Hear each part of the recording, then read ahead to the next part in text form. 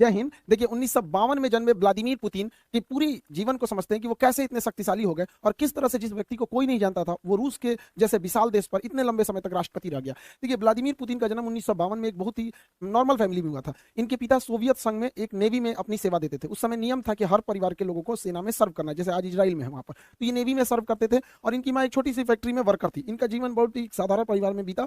ये पढ़ने में उस समय एक साधारण विद्यार्थी थे। उससे आगे अगर इनकी जर्नी को देखते हैं तो 1975 में ये रूस की खुफिया एजेंसी केजीबी को ज्वाइन करते हैं और 1975 में एक सीक्रेट ऑफिसर बनते हैं। इन्हें कई अलग अलग देशों में भेजा गया देश की सेवा करने के लिए, जहां पे इन्होंने बखूबी अपना रोल निभाया। इनके जीवन में सबसे बड़ा बदलाव कब आया? जब 1989 में जर्मनी रूस के खिलाफ होने लगा। जर्मनी में पहले रूस का प्रभाव था, ये जर्मनी, और रूस में आधे ही जर्मनी के बीच में एक दीवार चलाई गई थी जिसका नाम था बर्लिन की दीवार। इस साइड का हिस्सा रूस से प्रभावित था और इस साइड का हिस्सा अमेरिका से प्रभावित था। लेकिन जर्मनी में ये जो बर्लिन की दीवार थी ये तोड़ दी गई और पूरा का पूरा जर्मनी जो था वो अब अमेरिका के प्रभाव में जाने लगा था। इस घटना को वहां पे खड़े, वहीं पे ये अंडर कवर एजेंट थे व्लादिमीर पुतिन, उस समय केजीबी के था, तो वो देखते रह गए और देखते देखते ये बर्लिन की दीवार तोड़ दी गई और जिस जर्मनी के आधे हिस्से पर रूस का प्रभाव था, यानी उस समय के यूएसएसआर अर्थात सोवियत संघ का प्रभाव था, वो अब प्रभाव खत्म हो गया और धीरे धीरे आगे और घटनाएं खराब होती गई। रूस की जो उस समय का नेतृत्व था रूस को संभाल नहीं पाया और एक के बाद रूस में क्रांति बढ़ने लगी और रूस जो था उस समय सोवियत संघ हुआ करता था, पूरा नाम USSR, union of Soviet socialist Republic. इसमें 15 देश होते थे या 15 देश 1991 यानी 1991 में बिखर गए। इसमें से कौन कौन से देश बिखर? Estonia, Latvia, Lithuania, Ukraine, Moldova, Belarus, Georgia, Armenia, Azerbaijan, Kazakhstan, Kyrgyzstan, Tajikistan, Turkmenistan, Uzbekistan. नक्शा की क्लास में आप सब लोग को याद करा दिए थे, तो बच्चों का चीज है ये सब, दुनिया के किन देश कहाँ पे, तो ये तो आप सब लोग को पता ही। तो टोटल यूएसएसआर 15 भागों में टूट गया, जिसमें सबसे बड़ा भाग जो निकला था वो था रूस, जबकि इसके जितने जो छोटे छोटे देश थे 15 देश टूट गए, जिसमें यूक्रेन भी रूस से ही टूटा था 1991 के दशक के समय। उस समय जो रूस के राष्ट्रपति थे मिखाइल गोर्बाचोव सबसे लोल राष्ट्रपति रहा था पूरे रूस का। इसने 1989 में अफगानिस्तान में सेना भेजा तालिबान को कंट्रोल करने के लिए, वहीं तालिबान उदय हुआ और फिर वहां से भागना पड़ा, ये उसको भी नहीं कंट्रोल कर पाए। बर्लिन की दीवार तोड़ दी गई, ये उनको भी नहीं कंट्रोल कर पाए और फाइनली 1991 का यूएसएसआर का बिखरा हो गया। ये सभी मिखाइल गोर्बाचोव के समय हुआ। इन्हें अपने पद से त्याग देना पड़ा और उसके जगह पे आए थे बोरिस येल्सन। बोरिस येल्सन से लोगों को उम्मीदें थी, लेकिन बोरिस येल्सन जो थे महापियक्कड़ आदमी था। ये जहां तहां पीने लगता था, बड़का बड़का बाल्टी में दारू पीता था और नाचने लगता था। स्टेज पे गया, देखिए नचनिया के साथ ही नाच रहा है, बताइए राष्ट्रपति नाचेगा? जिस वजह से इसका विरोध होने लगा। बोरिस येल्सन जो थे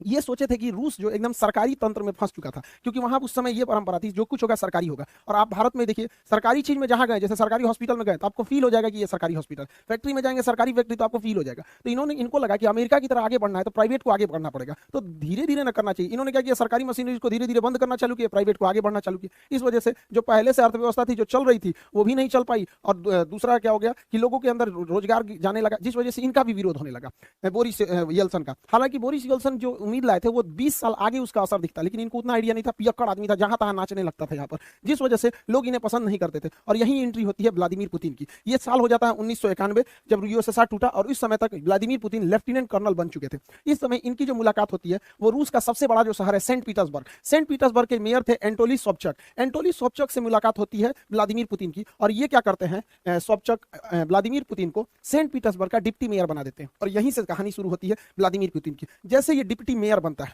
इसने वहां के जितने करप्शन थे उस सबको खत्म करने लगता है, व्यवस्थाओं में सुधार लाने लगता है।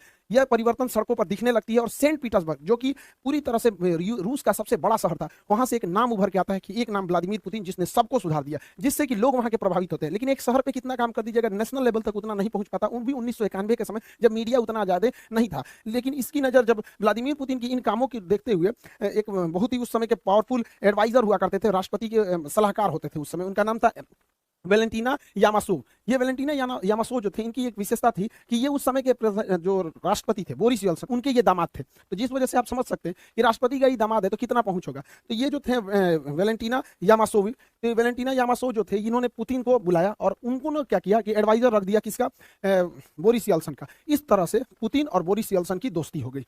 ये एक सलाहकार के तौर पर इनके पास आया और बोरिस येल्सन इन पे बहुत भरोसा करते थे और राष्ट्रपति बोरिस येल्सन पुतिन को हमेशा साथ रखते थे। और धीरे धीरे ये नेशनल लेवल तक ये चेहरा उभरते गया कि करप्शन को खत्म करना, कभी बोल्ड स्टेप्स लेना। इस वजह से पुतिन का कद धीरे धीरे बढ़ता गया।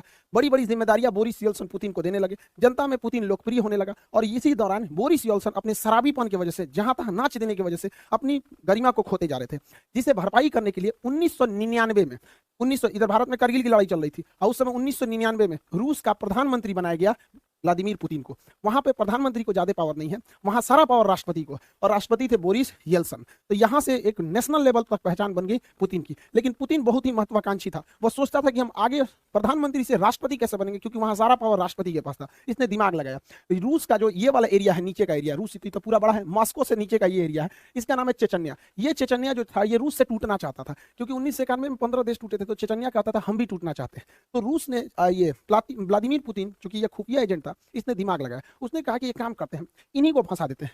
इसने मॉस्को में बम ब्लास्ट कराना चालू किया। ध्यान से समझिएगा, यह बम ब्लास्ट खुद पुतिन करा रहा था, जो खुद उस देश का प्रधानमंत्री, और इल्जाम लगा दिया किस पर, चेचन्या पे, कि चेचन्या के लोगों ने ब्लास्ट कराया है। और ये अगस्त से सितंबर 1999 तक धड़ाधड़ रूस में जहां तहां बम फूट रहे थे। इधर भारत में 1999 में कारगिल हो रहा था, अटल बिहारी वाजपेयी थे, और देखते देखते एक महीना, अगस्त से सितंबर 1999 में रूस के शहर मॉस्को, राजधानी मॉस्को में धड़ाधड़ सीरियल ब्लास्ट होने लगे। इस ब्लास्ट में कहीं 10 आदमी मारा जाता है, कहीं 2 आदमी मारा जाता है। ऐसे करते करते मॉस्को में मरने वालों की संख्या 300 हो गई, जिस वजह से भयंकर बवाल हो गया। रूस के लोग अब चेचन्या को देखना नहीं चाहते थे, वो चाहते थे चेचन्या रात से एकदम तबाही किया जाए। अब सोचिए, याद कीजिए 2019 जब भारत में पुलवामा में अटैक हुआ था, हमारे सिपाही शहीद हुए थे, तो किस तरह से बवाल हुआ था कि घुस के मारेंगे आतंकवादियों को। यही चाहता था वहां पर पुतिन भी। पुतिन इसी चीज को चाहता था कि एक बार जनता का समर्थन हो जाए कि मारो चेचन्या को, और यही हो भी गया। 300 लोग जब मरे एक महीने के अंदर लगातार बम ब्लास्ट में, तो रूस की जनता कही कि मारो ससुरा को। इस बीच प्रधानमंत्री थे पुतिन, पावर तो रहता ही है पुतिन को। अब बोरिस येल्सन जो पियकर था, शराब पी के पूरा पावर पुतिन को दे दिया, कहा कि चेचन्या को संभालो। इसने क्या किया, पुतिन ने हर सिपाही के चेहरे पर या हेलमेट पर कैमरा लगा दिया और लाइव टेलीकास्ट दिखा दिया कि कैसे मारा जाता है। अब मारा जानबूझ के चेचन्या में। देखिए, जो भी मॉस्को में बम फोड़ा गया था, पुतिन फोड़ा था, ये बात एकदम क्लियर है कि पुतिन फोड़ा था, और उसी ने घुस घुस के मारा चेचन्या में। वहां के लोगों को तो रियलिटी पता नहीं थी, और पूरा लाइव दिखाया जा रहा था। ध्वस्त कर दिया पूरी तरह चेचन्या को, और वहां के लोगों को, भाई उनको लगा कि हमने बदला लिया है यहाँ पर, और 80,000 लोगों को मार दिया पुतिन। सोचिए कितना खतरनाक है ये पुतिन। 80,000 चेचन्या के लोगों को मार दिया, खुद ब्लास्ट कराया मॉस्को में, इल्जाम लगाया चेचन्या पे, और घूस के मारा 80,000 लोगों का। पूरा टीवी पे लाइव टेलीकास्ट दिखाया। इससे क्या हुआ कि पूरी दुनिया, पूरे रूस के लोगों ने देखा कि जो उनके घर में 300 को मारा है, पुतिन ने घुस के 80,000 को मारा है। ऐसा नेता होना चाहिए यहाँ पर। पुतिन की रेटिंग एकदम हीरो की हो गई। 1999 में जो पुतिन प्रधानमंत्री था, वो राष्ट्रपति से भी ज्यादा फेमस होने लगा, और बोरिस येल्सन पे भ्रष्टाचार के आरोप लगने लगे। और इसी बीच सन 2000 में पहली बार राष्ट्रपति चुनाव जीत गया पुतिन।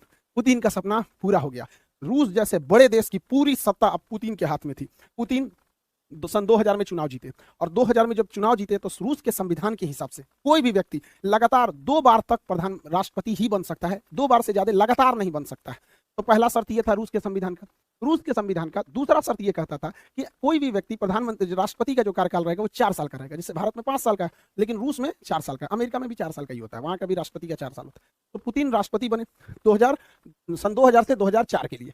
इस दौरान इनको पता था कि हमारा जो पहला टेन्योर है वो 4 साल का है, इसमें अच्छा काम करना है। तो इन्होंने क्या किया, सन 2000 से 2004 के बीच में अपने मन मुताबिक अधिकारियों की नियुक्ति किया। अब चूंकि ये खुफिया एजेंट थे, इसलिए इनको हर जानकारी थी, और पूरी तरह से अपने मन मुताबिक पूरे मंत्रिमंडल को बैठाया और क्रेमलिन पर अपना दबदबा मजबूत किया। जैसे भारत में संसद होता है, अमेरिका में व्हाइट हाउस होता है, उसी तरह रूस में क्रेमलिन होता है, यहीं पे राष्ट्रपति रहते हैं, और पूरा दबदबा बनाया अधिकारियों के बीच में, और जबरदस्त काम किया अपने पहले टेन्योर में। रूस की जो जीडीपी थी वो 93% की रफ्तार से बढ़ी थी। लोगों को लगता था कि भगवान मिल गया पुतिन को, लेकिन पुतिन बहुत महत्वाकांक्षी था। उन्होंने अपना पहला कार्यकाल पूरा किया सन 2000 से राष्ट्रपति के रूप में, सन 2000 से 2004 के बीच में। एक टेन्योर हो गया, 4 साल का ही होता है। दूसरा टेन्योर उन्होंने पूरा किया 2004 से 2008 के बीच में। अब यहां तो हो गया रूस के शर्त के हिसाब से आप 2 बार से ज्यादा नहीं रह सकते राष्ट्रपति। इसके बाद ये क्या किया कि प्रधानमंत्री का चुनाव लड़ लिया। देखिए 2 बार तो राष्ट्रपति रहे, और उसके बाद 2008 से 2012 तक ये प्रधानमंत्री बन गए, प्राइम मिनिस्टर। और क्या प्राइम मिनिस्टर बनने के बाद अपने एक चमचा को राष्ट्रपति का चुनाव जितवा दिया, जिसका नाम था देमेत्री मेदवेदेव। देमेत्री मेदवेदेव ये कहने के लिए 2008 से 2012 के बीच में राष्ट्रपति थे, ये कहने के लिए राष्ट्रपति थे, और उसी दौरान ये क्या थे, प्रधानमंत्री। ये इतना शातिर इंसान है कि संविधान में संशोधन कर दिया और कहा कि इस दौरान राष्ट्रपति की शक्तियां प्रधानमंत्री के पास आ जाएंगी। तो ये काम के राष्ट्रपति रह गए, और ये पूरी की पूरी शक्ति का प्रयोग 2008 से 2012 के बीच में व्लादिमीर पुतिन ने किया। अब यहीं से रूस के संविधान का वह प्रावधान भी प्रभाव से हट जाता है, क्योंकि रूस का संविधान बस यही कहता है कि कोई भी व्यक्ति 2 लगातार टर्म्स को नहीं रह सकता है। तो 2 लगातार हो गया, उसके बाद एक बार के लिए इसको बना दिया, जब तक ये राष्ट्रपति था इसका सारा पावर खुद यूज किया, तब तो अब इसके बाद ये उठ सकते थे पुतिन। अब क्या हुआ, पुतिन फिर 2012 में राष्ट्रपति के लिए खड़े हुए, क्योंकि सारी पावर राष्ट्रपति के पास रहती थी। तो 2012 से 2016 के बीच में पुतिन राष्ट्रपति रहे, और जब ये राष्ट्रपति थे ना, तो फिर संशोधन किए कि जो